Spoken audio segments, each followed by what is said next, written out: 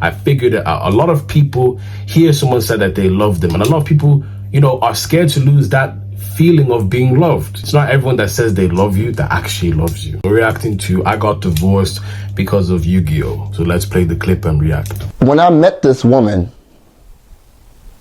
and I told her about my Yugioh stuff, she hated it. She didn't like it. She said that, hey, you could do something better with your life. You should go back to school. So you know what I did back in 2016? 17, 16, I said, you know what? Maybe she's right. And you know what I did? I sold all my equipment. I sold my YouTube channel. I sold all my camera stuff. I'm like, you know what? Maybe it is time to move on. Maybe it's time for me to do something better with my life. Not knowing that at that time, what I had was very special. At that time, something that I chose to do, YouTube,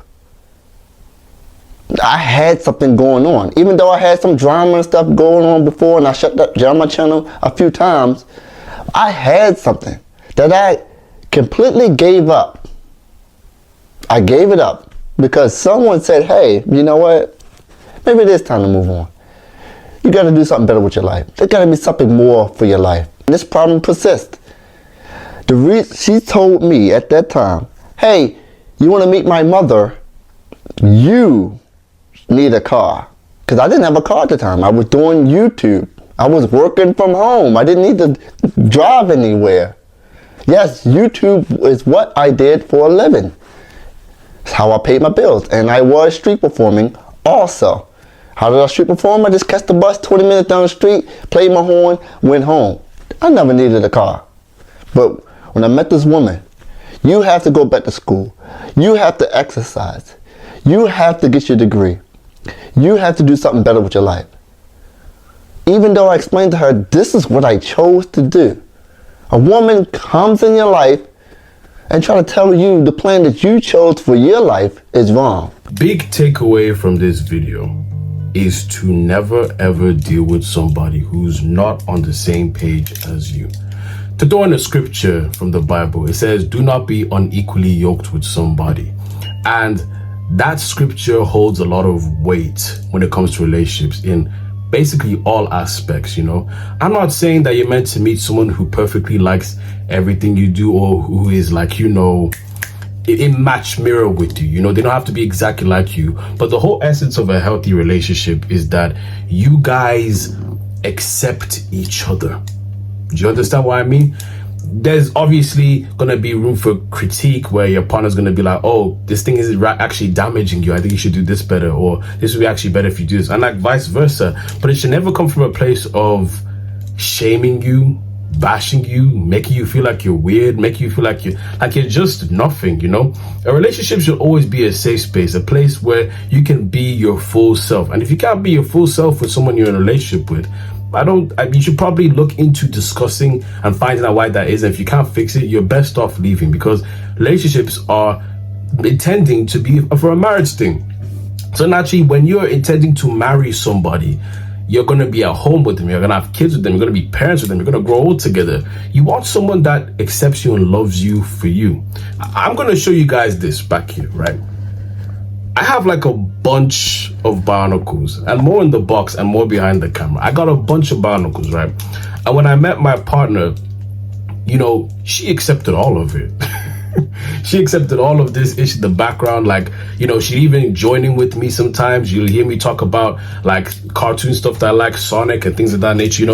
She's a really good partner, and vice versa with her. There are some things about my partner where I'm like, you like that? But I accept it, and I'm really invested in those things, because I want to see her happy and I love her for her. That's the general gist of it. So, guys, never feel that if you meet someone that says they love you, but for some reason shames you for things that you do in your life, don't feel like you're not going to find someone that loves you again. Because I think I figured it out. A lot of people hear someone say that they love them, and a lot of people, are scared to lose that feeling of being loved, of someone telling you, hey, I love you, So naturally, when they hear that someone loves them, but they don't like this or that or this or that. It's that they keep keeping up so that they can maintain this love, because in their heads, if this person stops loving them, then it must be them that's the problem. There must be something that's weird with them. And we're not talking about toxic things that's happening. We're talking about just general interest, you know?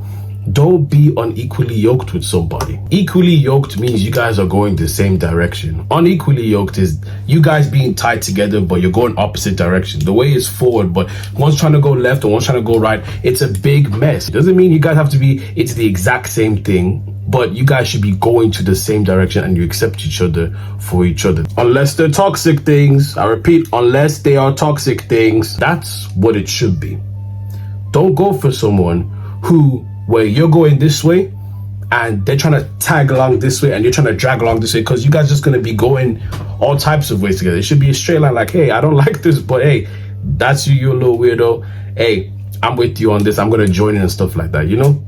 That's what it should be. It should be like fun. None of this, my parents might not like you for this or this, and the third, X, Y, and Z. You know, it's never a nice feeling when someone's trying to constantly change things about you. Because just go and find someone who fits your standards if you know everything so well.